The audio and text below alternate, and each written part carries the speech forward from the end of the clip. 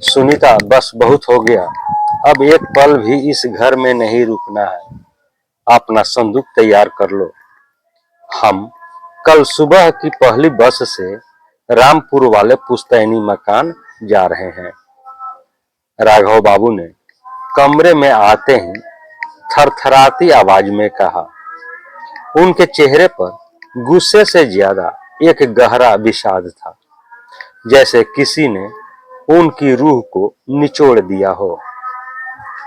सुनीता जी, जो अलमारी से कपड़े जमा रही थी, हक्का बक्का रह गई। अजी, यह क्या कह रहे हैं? परसों ही तो विकास का जन्मदिन है। घर में मेहमान आने वाले हैं। तैयारियां चल रही है। ऐसे अचानक चले जाएंगे तो लोग क्या कहेंगे? बहू क्या सोचेगी? बहू क्या सोचेगी और लोग क्या कहेंगे? राघव बाबू ने एक कड़वी हंसी हंसते हुए कहा। सुनीता, हम अब तक इसी भ्रम में जी रहे थे कि यह हमारा घर है, यह बेटा हमारा है। पर कानों से आज मेरे कानों ने जो सुना है, उसके बाद अगर मैं यहाँ एक पल भी रुका तो अपनी नजरों में गिर जाऊंगा। सुनीता जी ने पानी का गिलास उनकी ओर बढ़ाया। शांत हो जाइए। आखिर हुआ क्या है? विकास ने कुछ कहा क्या? राघव बाबू ने पानी का गिलास मेज पर रख दिया और कुर्सी पर धम से बैठ गए। उनकी आंखों में अतीत तैरने लगा। रिटायरमेंट के बाद मिले 25 लाख रुपए उन्होंने विकास के हाथ में यह सोचकर रख दिए थे कि बेटा अपना बिजनेस शुरू करना चाहता है। खुद के लिए न नया चश्मा बनवाया, न घुटनों का इलाज करवाया। सोचा था कि बुढ़ापा बेटे के सहारे कट जाएगा। सुनीता, आज शाम को जब मैं विकास के कमरे की तरफ जा रहा था, मुझे लगा कि वे लोग हंस बोल रहे हैं। सोचा मैं भी शामिल हो जाऊं। पर दरवाजे के पास जो मैंने सुना, मेरे पैर वहीं जम गए। राघव बाबू की आवाज भर आ गई। उन्होंने बताया कि अंदर विकास और उसकी पत्नी रिया बात कर रहे थे। रिया कह रही थी, विकास अगले महीने मेरे मम्मी पापा अमेरिका से आ रहे हैं। उन्हें रुकने के लिए वो वाला कमरा चाहिए जो सामने पार्क की तरफ खुलता है। उसमें वेंटिलेशन अच्छा है। विकास ने जवाब दिया। लेकिन रिया, उस कमरे में तो मम्मी पापा रहते हैं, उन्हें कहां शिफ्ट करेंगे? इस पर रिया ने झुंझलाते हुए कहा, यही तो मुसीबत है। यह पुराना फर्नीचर और तुम्हारे माँ बाप दोनों ही घर की शोभा बिगाड़ रहे हैं। उस कमरे से बाम और दवाइयों की बू आती है। मेरे पेरेंट्स वहां कैसे रहेंगे? तुम उन्हें समझाकर कुछ महीनों के लिए गांव क्यों नहीं भेज देते? कह देना कि शहर का प्रदूषण उनकी सेहत के लिए ठीक नहीं है। सुनीता जी यह सुनकर सन्न रह गई, लेकिन असली चोट तो राघव बाबू की अगली बात ने दी। सुनीता, रिया की बात सुनकर मुझे लगा विकास उसे डांटेगा, कहेगा कि यह मेरे माँ बाप का घर है।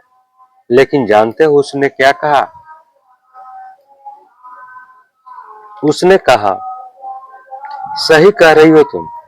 वैसे भी पापा ने पैसे तो दे दिए, अब बस खांसते रहते हैं।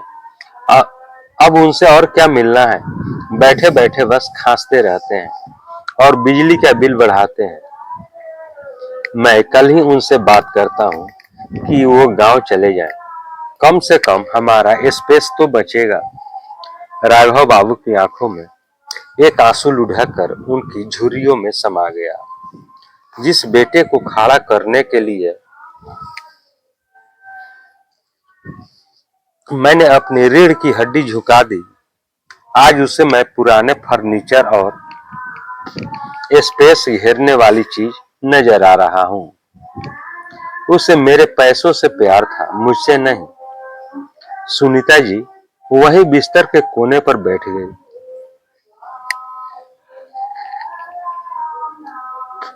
जिस बेटे की एक मुस्कान के लिए उन्होंने अपनी सारी इच्छाएं मार दी थी, आज वही बेटा उन्हें घर से निकालने की योजना बना रहा था, वह भी इतनी चालाकी से। आप सही कह रहे हैं। सुनीता जी ने अपने आंसू पोंछे और खड़ी हो गई। हमें चले जाना चाहिए, लेकिन भाग कर नहीं, सिर उठाकर। अगली सुबह नाश्ते की टेबल पर विकास और रिया बैठे थे। राघव बाबू और सुनीता जी अपना सामान लेकर बाहर आए। विकास ने हैरान होकर पूछा, अरे पापा, यह सामान कहाँ ले जा रहे हैं आप लोग? राघव बाबू ने घर की चाबियों का गुच्छा मेज पर रखा। बेटा, हम रामपुर जा रहे हैं हमेशा के लिए। लेकिन क्यों अचानक? विकास ने दिखावटी चिंता जताई। हालांकि उसकी आंखों में एक चमक आ गई थी कि काम आसान हो गया, क्योंकि बेटा, राघव बाबू ने बेटे की आंखों में सीधे देखते हुए कहा, हमें ताजी हवा की जरूरत है और तुम्हें स्पेस की। हमने सोचा कि तुम्हारे कहने का इंतजार क्यों करें।